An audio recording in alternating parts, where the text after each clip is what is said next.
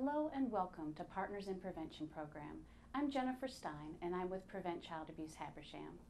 October is National Bullying Prevention Month, and to help our community better understand why bullying is a health issue, how it affects our students and the community as a whole, and what we can do as a community to help prevent bullying. So to do this, we brought together some special guests today. These guests are school counselors with our Habersham County school system. We have Holly McShane. She's at 9th Grade Academy. Is it still called the 9th Grade Academy? It is the Habersham 9th Grade Academy. Wonderful. And then Dan Keefe. Hello. He's with Wilbanks Middle School. These two are seasoned counselors within our school system. I was doing some research, and one of the things that I had noted was that 20%, I think this study was by the CDC, so 20% of high school students experience bullying on school property, and then 16% of high school students reported that they had been bullied electronically. And so I think that study was 2011, and that was the most current study that I could find. So you figure in the last 4 years we've had a lot more technology, more and more students are having cell phones. So indeed, this is going to continue to be an issue that we need to address. So I'd love to start off with trying to secure for our viewers a better definition of what bullying is. Would one of you want to tackle that or start the conversation? I think bullying is defined by it's an intentional act to harass, intimidate, or threaten another student for the sole purpose of just making that balance of power unequal. And it can happen one time, or it can be a targeted attempt where it happens over a multitude of times.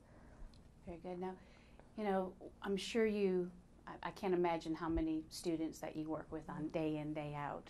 And definitely a counselor is a 24-hour job because these things, they stay with you. You're constantly working through them.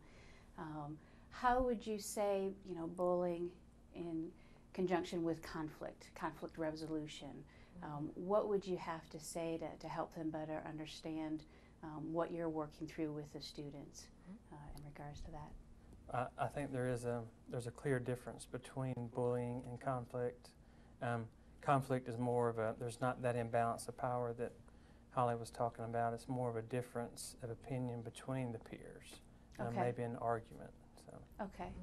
And I think along with bullying, there's also relational aggression. And the difference between those two is bullying is mostly someone outside a peer group that has targeted a certain person to show power.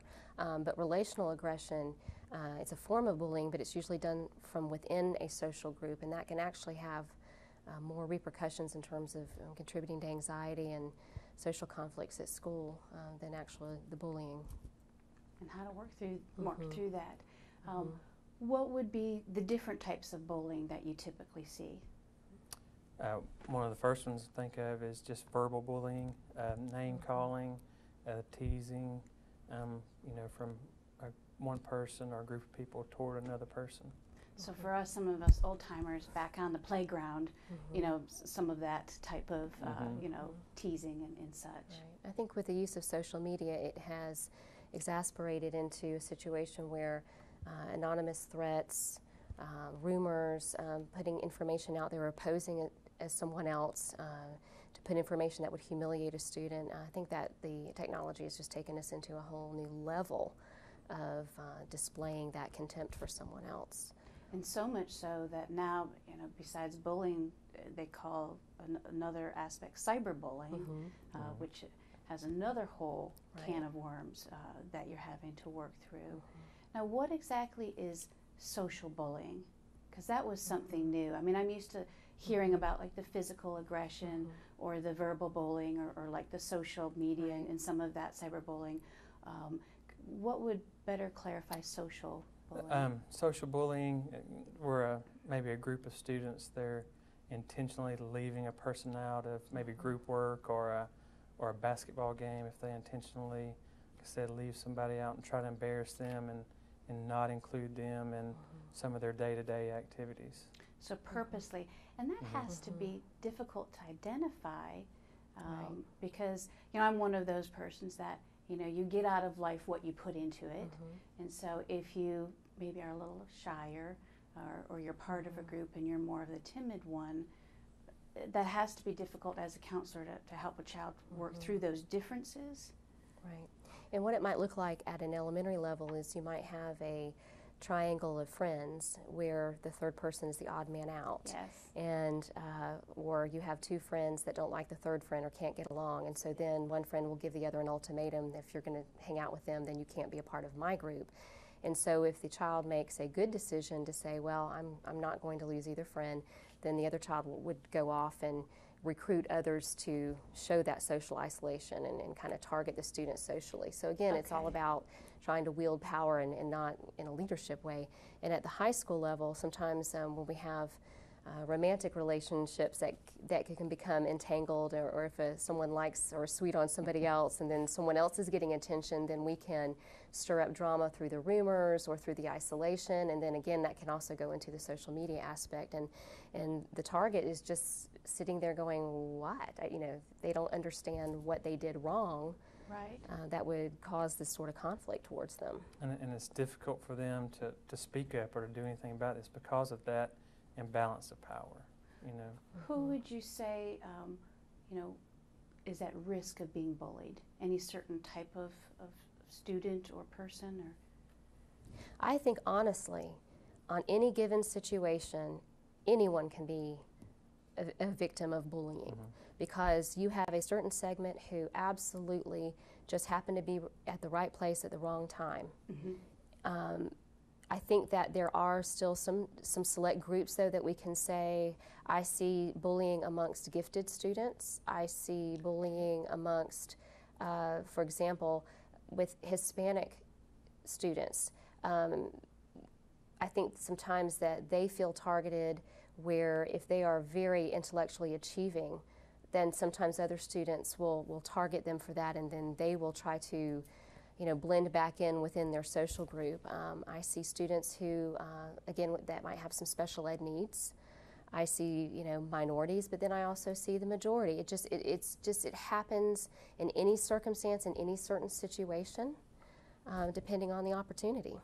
But very important, and something for us to help better identify what we need to look for. So when we get back from this break, we're going to learn some signs that we as adults can look for to help better identify somebody that might be at risk and needing our help and support.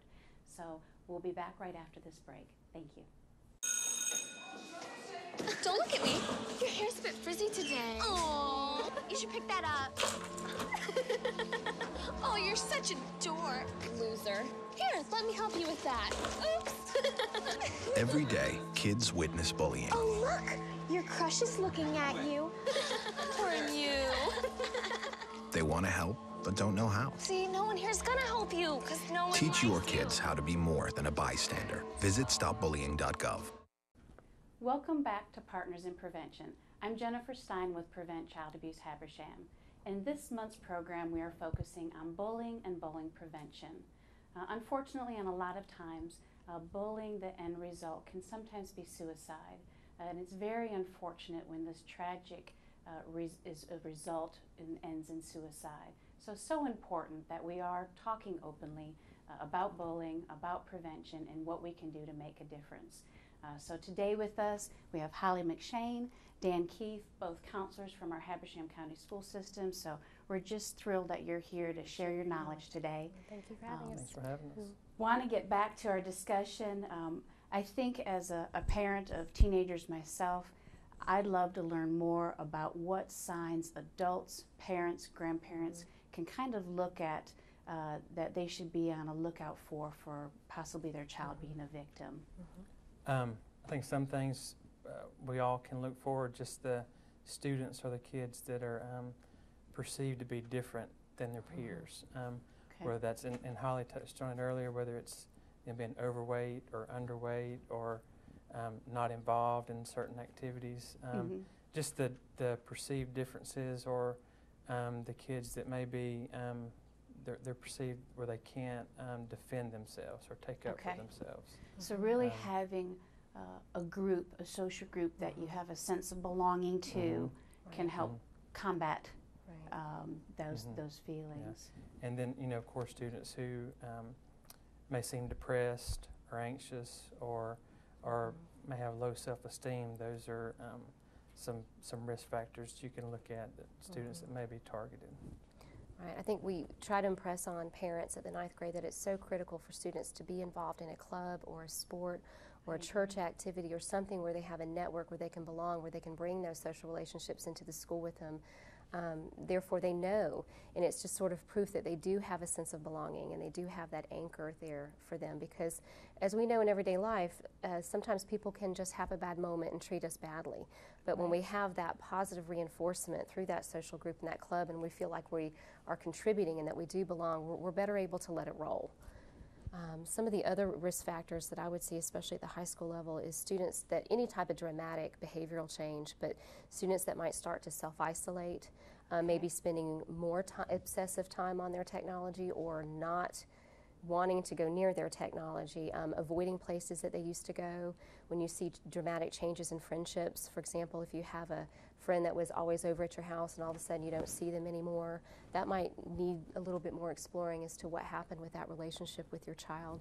And again, one of the things I can't stress enough, I think as parents we try to find that balance of power where we don't want to take away our children's privacy with technology, but I'm just here to tell you that the technology that's out there is more than what they are developmentally and in a maturity level able to handle. And so we have to be advocates and have those passwords for those applications, have those passwords on that technology, and be diligent to check it. And then that way, not that we're looking for our children to do something wrong, but the children need to know when a boundary has been crossed. And that gives us a chance to say, hey, I don't like the way this person responded to you. Let's talk about that. Right. And because, after a while, students aren't able to determine when someone's crossed a line. We have to teach that and reinforce that with them. So don't be afraid to pick up that technology and go through that. Those are great conversations to have, along with, just checking your child's grades or as we, check our students' grades. If there's a decline in grades, or maybe just how they're eating, monitoring the lunchroom or monitoring your child at home. If there's a sudden change in those eating patterns, those are all definitely signs that we look for. And you mentioned the technology, Holly, as far as monitoring and keep an eye. I want to say I read something, and maybe you can help me remember what it said about back in our day when our parents handed us the car keys, they want to know where we were going, what time we were going to be home, who we were going with. And this World Wide Web is truly has many, many locations. And as a parent, the importance of knowing who they're meeting out there, what are they doing while they're on there, and looking at that. And I know it's overwhelming as a parent because the applications on the technology evolve so quickly. Yes. But anytime you have anonymous apps where you cannot trace back who is posing or who is sending inappropriate content, those should not be allowed. And I know we're thinking, well, that's just not realistic. Yes, it is. It's uncomfortable sometimes as we as parents have to say, this app is just not adding or contributing to your life quality. It's causing anxiety and stress when I see you get on it. It has inappropriate content. We're just not going to allow that as a part of our boundary setting. And it can be done. I'm not saying it's not uncomfortable, and I'm sure that the teenagers won't appreciate it at the time, but as parents, that is our responsibility to do for them. You're right.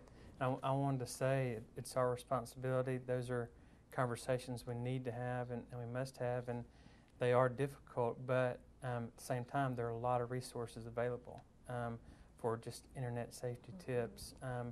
There's information available on our websites, on our Habersham County website, as well as online. You can look and definitely find some tips to help communicate with your child. Yes. Very good. What about? Of course, we all want to think that our children are perfect. Are some of the signs of a bullier, the one that's doing the bullying, very similar to that of the victim, or are there some additional signs that we could be looking for as a parent that our child might be a little bit aggressive? I think we all can see and say that, you know, the students who are bullies, you know, there are times where the bully is very well connected with their peer group. They have a lot of friends. They're involved in various clubs and sports and all types of extracurricular activities. At the same time, you know, bullies can be they can be isolated, and they can, you know, maybe not have that strong peer network. But I would say, as a parent, just being around your child and listening to their tone and their body language in terms of how they interact with their social groups. I think you can pick up a lot on who has the balance of power and is your child wielding it with respect. Yes.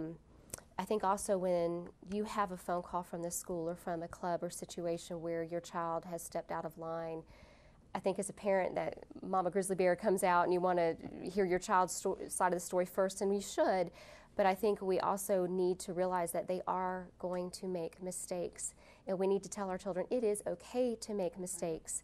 What's not okay is for us to not figure out how we're going to fix it and keep from making the same mistake over and over again. And so I think if the school calls and says, you know, your child was involved in some inappropriate contact, we need to just be open-minded, listen to what the school has to say, because we're there to support your child just as much as we are the target, because we don't want that child to grow up and become an unhappy adult with unhappy relationships, because that's what will happen. So I think listening to the school's feedback. We're going to hear more about this in just a second. Holly, thank you. These are great tips. We'll be right back after this next message. Thank you. Don't look at me. Your hair's a bit frizzy today. Oh, you should pick that up. Oh, you're such a dork. Loser. Here, let me help you with that. Oops. Every day, kids witness bullying. Oh, look. Your crush is looking at you. Poor you. They want to help, but don't know how. See, no one here's gonna help you, because no one Teach likes your you. kids how to be more than a bystander. Visit stopbullying.gov. Welcome back to Partners in Prevention. I'm Jennifer Stein with Prevent Child Abuse Habersham.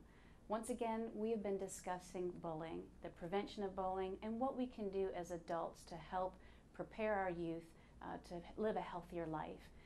And our guests today are Holly McShane, Dan Keefe, both counselors with the Habersham County School System. What we want to talk about now is better ways as parents. What can we do to help prevent bullying?